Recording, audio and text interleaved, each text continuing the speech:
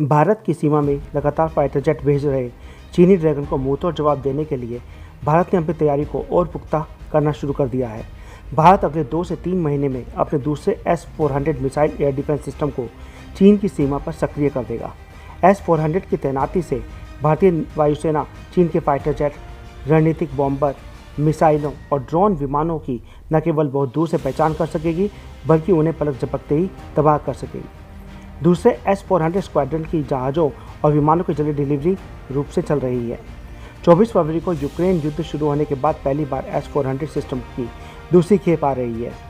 रूस भारत को S-400 system की आपूर्ति ऐसे समय पर कर रहा है जब चीन की वायुसेना ने भारतीय सीमा पर अपनी गतिविधियों को काफ़ी बढ़ा दिया है। चीन के लड़ाकू विमान अक्सर अब LAC के पास 10 किलोमीटर के नो फ्लाई जोन के इलाके में आ रहे हैं।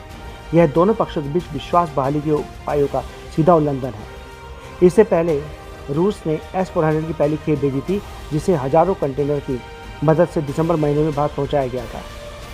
इस S-400 सिस्टम को पश्चिमी सीमा पर तैनात किया गया है ताकि चीन और पाकिस्तान दोनों से होने वाले हवाई खतरों से निपटा जा सके। यही नहीं, भारतीय वायुसेना को इस साल अप्रैल और मई महीने में सिमुलेटर और कई अन्य उपकरण मिले थे ताकि S-400 की ट्रेनिंग दी जा सके। S-400 की दूसरी खेप को चीन के मोर्चे पर खासतौर से हवाई सुरक्षा मुहैया कराने के लिए तैनात किया जाएगा।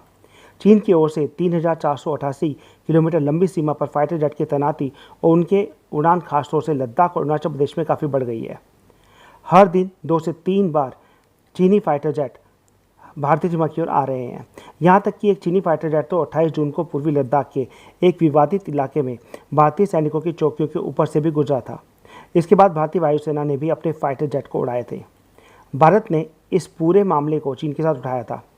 लद्दाख में पिछले 2 साल से सैन्य टकराव चल रहा है और दोनों ही देशों के 50-50 हज़ार सैनिक सीमा पर तैनात हैं। चीन ने भारत के खिलाफ 2 S-400 सिस्टम को तैनात किया हुआ है। चीन ने पिछले 2 साल में पूरे व्यवस्थित तरीके से भारत से लगे अपने सभी एयरबेस को अत्याधुनिक बनाया है। इसमें होटान, काशगर, गार्सगुंसा और शिकागो से शामिल है। इसमें उनके रनवे को बढ़ाया गया है। वहाँ मजबूत शेल्टर बनाए गए हैं ताकि उसमें विमानों को छिपाया जा सके।